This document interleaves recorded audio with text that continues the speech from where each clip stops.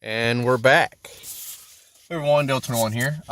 We are at the Chrysler, Jeep, Dodge, and Ram dealership at McMullen Motors at my dealership, my home dealership. Basically, I came to get a price quote. I'm having an issue with my AC. AC blows cold and everything, but I don't have heat. I've checked the wiring integrity. It's good. This is part of that Copart, living with a flooded Copart Ram. I won't call it a series, but that's what I'm going to be leaning towards. My first issue that I'm having right now is the HVAC head, which may just be because I got a used one. But all of my doors work except the temperature door. The temperature door does work after a reset. Which is supposed to do that every time you start the truck, but it doesn't. It doesn't do a reset, and it can't control the door. I don't know if I got the door on there wrong and I have to set it or whatever. It's supposed to, every time you put it in, go full travel one way, over amp, go full travel the other way, over amp, and then decide, okay, here's my travel that I'm supposed to have. Or I could have put it on the door in the wrong spot, as like instead of it being full lock, it doesn't know full lock. But anyway, that's beside the point. That's $317. I'll probably end up getting it from Mopar Overstock, Mopar Parts Overstock, because I think it's like $200 on there, if $200. I don't know. I gotta look and see. But the other thing my originally was coming here for is what I wanted to come here for and get before was I wanted to see if I can upfit this truck to, instead of me having a key fob, and I don't want to work with this here ignition module and it go out, because see, the thing is that I can buy spare keys. I can program spare keys. I have a spare ignition module that I can put on this truck if it ever breaks. But in order for that to work, I have to be at home if it breaks. So I don't want this here to break. If I get the what I wanted to get, I can't get. And basically it's, still have this key and you get push to start. And basically what it does is, essentially, it's like a proximity. But what it does is I don't know how it works, but it's not like that little BMW looking key. But as long as basically, the way they explained it to me in there was that when I start the truck basically runs. It's not as safe as or secure as what the other systems are, because if you want to keep this key and do that, you basically start it and it stays that way. You can basically, as long as you can unlock the doors and get in, you can start the truck and drive it whatever you want, because it sees the signal all the time that there's a key in ignition. But I can't get that anyway, because although my truck it's not because my truck is an ST base model. The reason my truck can't get it is not because of it being an ST model. It's because I don't have a specific, I have a specific code on my truck, or a specific add-on. Basically, not all of the trucks come with this key. Some of them come with a key that is actually a key that has a chip in the back of it, but it still has a regular key on the end of it. If I had that ignition system, I could upfit it to have this kind of key with the push button. However, because I have this, what they call a keyless entry code, I cannot get that, because I already have that module. So in order for me to get the push and go, I have to actually get the push and go system, which gives you the BMW looking key and everything and all ways. So it's only $299 to upfit it with that system. I do want that. I have to wait until after I get the truck done. According to the dealer, I do not have to get the truck sales code added to it, because I don't have that system. I don't have to worry about it. It'll register that system and it should automatically add it according to them. If it don't, I just still have to bring it back up here and they just add the code to the truck without, I shouldn't have to pay for it for them to add the sales code to the truck. But you know, you never know. I'll probably still have to end up paying for that too. The second issue that I was having, which by the way, that's not an issue. That's just something I wanted to do. The first issue was the HVAC module. The second issue I have is with the transmission. The transmission shifts fine. It shifts great. I'm only having issues in 2 spots. Well, I was having issues in 2 spots. I was having issues coming to a stop with the torque converter. It wanting a surge when you come to a stop. Or when you start going and it shifts from first to second, it would surge. It doesn't do that anymore. And if it does, it doesn't do it noticeably. This is after doing the treatment and doing the first 2 transmission fluid changes. I'm going to do another fluid change on it. But I'm going to have to, when I get home, I'm going to have to do that and then change the fluid. Well, drain the fluid first. I got to drain the fluid, then add fluid again. I'm also going to be putting TransTune back into it. And filling it back in as a conditioner. The first time was to actually get what moisture that was in it out. Now I'm actually going to go use it for conditioning. The thing is that the truck will drain roughly 4 to 5 quarts out of the transmission, but with it off, you only drain. You can only add roughly 3 quarts or so. Well, the truck's got to be running to do it, and the truck's got to be at a certain temperature to do it and check it. So I may go home and drain the transmission fluid and add new transmission fluid to it, and then I will. Oh God, Super Troopers came out today. What was it, yesterday? It was yesterday because it was 4:20. It was yesterday. Jesus Christ. What time is it? What time is it? I gotta find out what time it is. But we're gonna do that. We're gonna go watch Super Troopers. I don't know when. Today definitely, but I don't know when. The other issue that it's doing now, keep in mind, after adding the TransTune to it, it was still bucking and everything before I did the TransTune. What it was doing is when it would get up to speed and go to 7th and 8th gear. Well, first it said 5th gear, then it said 7th gear. It was having issues with 5th gear and 7th gear, which was interesting because driving around town, it would go into 5th gear and 7th gear on its own. Well, 5th gear at least, because looking at the Alltel, it doesn't go to 7th gear or 8th gear. It stops at 6 and just runs at 6, which is interesting because cruising at speed at 30 or 35 miles an hour, you'd think it would go to 8th gear for mile per gallon, but it doesn't. But anyway, essentially what happened was at speed about 65 to 70 miles an hour, it came out of gear, came back into gear, and went out of gear again and came back into gear, and it threw itself into limp mode. And then I drove in limp mode, not knowing that it was in limp mode because it didn't throw a limp mode code or anything. Well, it threw a code for limp mode, but you can't see it without a scan tool. Well, after I was on my way back home, it drove fine, still in limp mode. But when I came to a stop, started to go again, the truck started moving, but didn't want to continue to move. So I had to literally turn the truck off 2 or 3 times to get the electrical system to reset.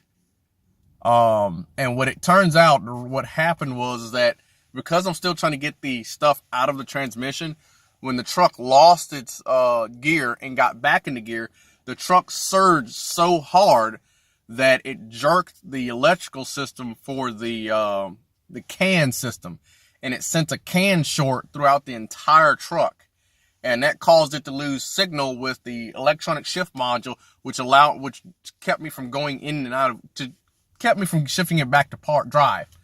That also sent a surge to the electronic power steering, ABS, transmission. Everything on the CAN network freaked out. And that's what caused the truck to stop being able to drive. Which I already knew that was going to happen if I hit something really hard.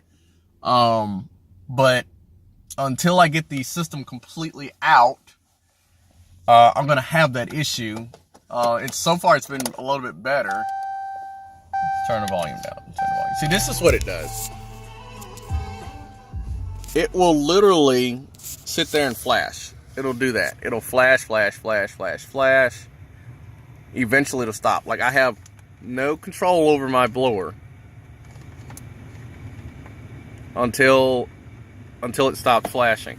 Sometimes it won't flash, sometimes it will flash, sometimes it'll continually to flash until I, push the button and it'll decide, okay, well, we're done. Or it'll, like right now, it's cycling through all of the doors. All right, now it's done. So now I can full blast. I'm going to leave it on 2 or so, and you can hear it. You can hear it change.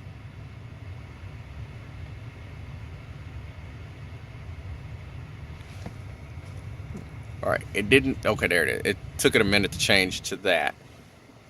But what it'll also do is it'll lag going into that. So recirc's on. It's supposed to wait a certain length of time before doing this and then turning it off. But as you can hear, it didn't change. So it did not send the signal to the recirculator door to close. So I know it's not an issue with the recirc door because I know it's new and it was controlling it. Every now and then it'll control it and sometimes it won't. But this temp door does not work. It will command the AC on. It'll command, is the truck running? No. It'll command I'm pushing the AC. Why didn't you guys say anything? All right, we're gonna push the recirc because I was pushing AC. Still didn't change. All right, that time it did. We're gonna turn it off. No change. It does work, but periodically it just doesn't. So I'm thinking it's the head, because even this doesn't work. It doesn't turn it on and off. Yes, there is a check engine light, but that's because the truck's not running. Let's start it before, people start going. But I guess we will take a little loop around the lot. We'll take a little loop around the lot. So, this is Saturday and they're open till 4. We'll take a quick loop around the lot and it's zooming out. See what they got on the trucks. Normally, my dealership keeps their trucks in the back corner, but it's truck season here. Yes, I know my seatbelt's not on. We're not going fast enough. We're literally not going fast enough. Normally they would have the trucks from this point on. Is where they would normally. Oh, Jesus Christ. Oh, Jesus Christ. Hold on. Here. Happy? There you go. This is the used section back here now. But it seems that in order for you to go around, you actually have to drive around now, because I think this is they made a used section. So we're gonna have to turn around, guys, and drive the other way to go where they move the truck side at. You gotta excuse me trying to do this, because this corner is not the funnest corner to do this in. Especially in a truck you're unfamiliar with. I can't say I'm unfamiliar with it, because I am familiar with it because it's a Ram. I don't know if I can actually go this way or not, because I don't know if this truck can actually make this turn.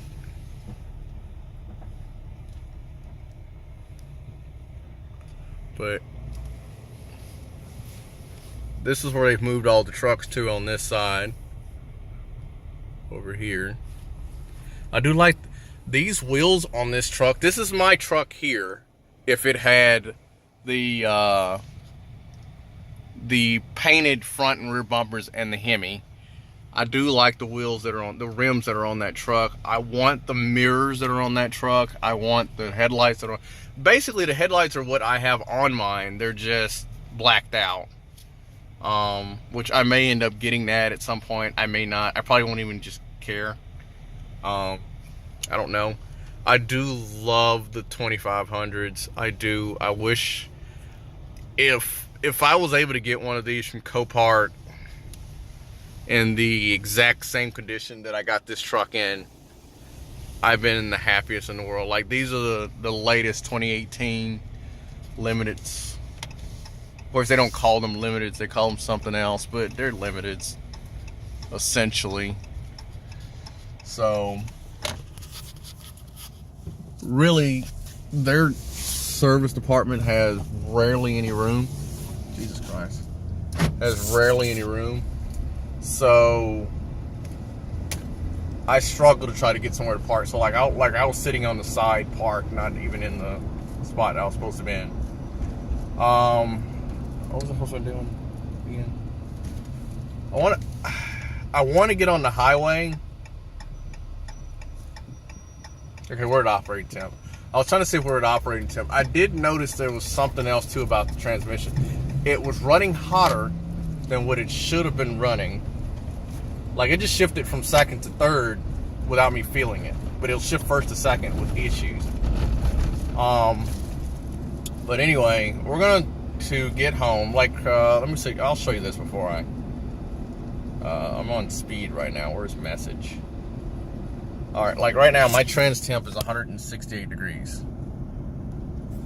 Focusing on it. There you go. That will go up.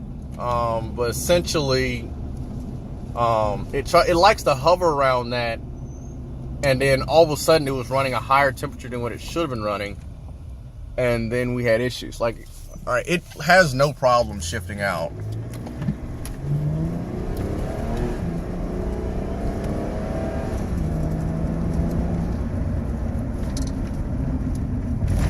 No problem.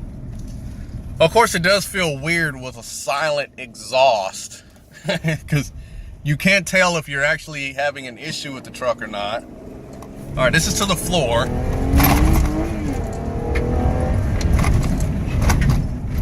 And that is with a uneven pavement. The right rear wheel slipped and it shifted in and out of gear. No, I don't have the basal end. That won't go in until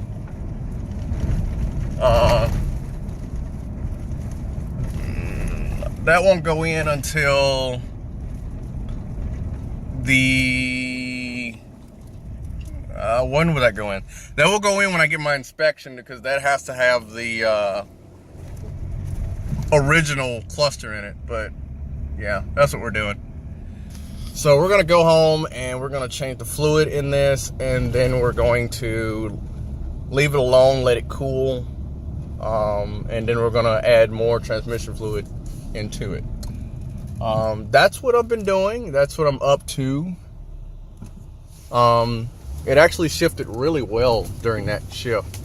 I'm hoping that this next change gets more transmission, gets more crap out of it. I'm hoping, crossing the fingers, because it really is shifting really smoothly. It really, really is a lot smoother than what I got it as. My only issue that I'm having at the moment is, like I said, see, now we're at 176.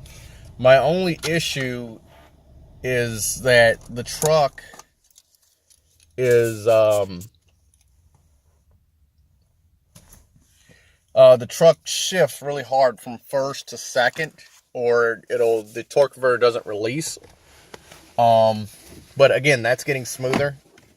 Also had that issue at high speed, but that could easily be because I didn't have enough transmission fluid in it. It has proper transmission fluid level in it. It has not been shifted funny, but we're going to do it again to see how much of this crap we can get out of the truck, and see where we go from there. But I'm going to upload this. We're going to climb underneath a hot truck, and we're going to do another service on the transmission. How about them apples? Well, last look at the water line. Bye, guys.